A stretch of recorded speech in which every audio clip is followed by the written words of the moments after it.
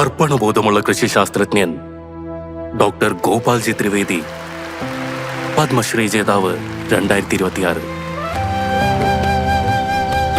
1930-ൽ ബീഹാറിലെ മട്ലുപൂർ ഗ്രാമത്തിൽ ഒരു കർഷക കുടുംബത്തിൽ ജനിച്ച അദ്ദേഹം ജ്ഞാനത്തിൽ നിന്ന് ശാസ്ത്രത്തിലേക്കുള്ള യാത്രയ്ക്ക് തുടക്കം കുറിച്ചു. ചെറുപ്പം മുതൽ തന്നെ അദ്ദേഹം ഒരു മിടുക്കനായ വിദ്യാർത്ഥിയായിരുന്നു.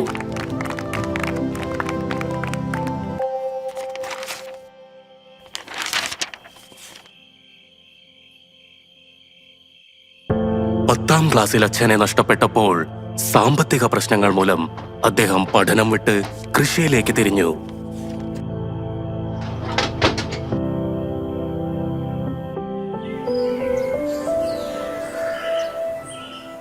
ഇവിടെ വരും മോനെ. പക്ഷെ അമ്മയുടെ വിശ്വാസം ഒരിക്കലും വെറുതെ ആയില്ല. നീ തുടർന്ന് പഠിക്കണം മോനെ, വീട്ടുകാര്യങ്ങൾ ഞാൻ നോക്കിക്കൊള്ളാം. അധ്യാപകൻ അവന്റെ ഉള്ളിലെ കഴിവ് തിരിച്ചറിഞ്ഞു. നീ ഒരു കർഷകനാണ്. നിന്റെ വിദ്യാഭ്യാസം കർഷകരുടെ സേവനത്തിനായി ഉപയോഗിക്കൂ. ദൈവം നിന്നെ അനുഗ്രഹിക്കട്ടെ. ഒരു സാധാരണ പോസ്റ്റ് കാർഡ് അപേക്ഷ മാത്രമായിരുന്നു അത്. പക്ഷെ മറുപടിയായി പൂസ സർവകലാശാലയിൽ നിന്ന് ലഭിച്ചത് പ്രവേശനത്തോടൊപ്പം സ്കോളർഷിപ്പുമായിരുന്നു. കാർഷിക വികസനം അദ്ദേഹത്തിന്റെ ദൗത്യമായി മാറി. അതാണ് പിന്നീട് അദ്ദേഹത്തിന്റെ PhD ഗവേഷണ വിഷയമായത്.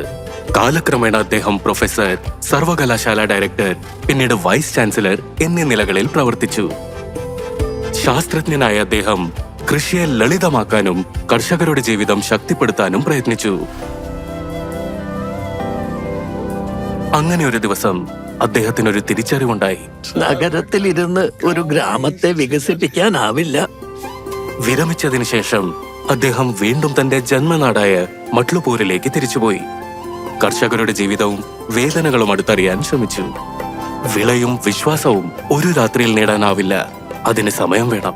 അദ്ദേഹം കർഷകരിൽ ഒരാളായി ജീവിച്ച് അവരുടെ വിശ്വാസം സ്വന്തമാക്കി.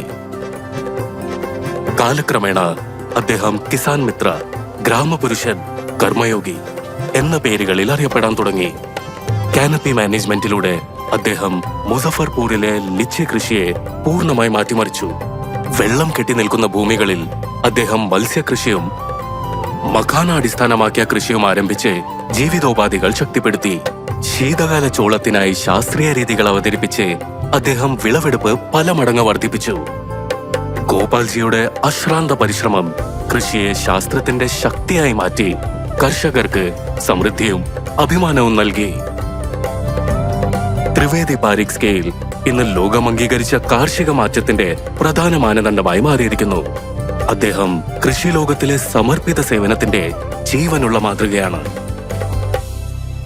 ഒരു പൂവിന്റെ സുഗന്ധം അതിന്റെ നേട്ടമല്ല, വേരുകളോടുള്ള ബന്ധത്തിലാണ് അതിന്റെ സുഗന്ധം നിലകൊള്ളുന്നത്. ഡോക്ടർ ഗോപാൽജി ത്രിവേദി, പത്മശ്രീ 2026. കോടി കോടി നമസ്കാരം.